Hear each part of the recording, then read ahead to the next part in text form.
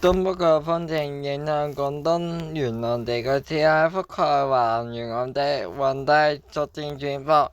本港地區下午及今晚天氣預測大致多雲，下午短暫時間有陽光，吹和緩北至東北風。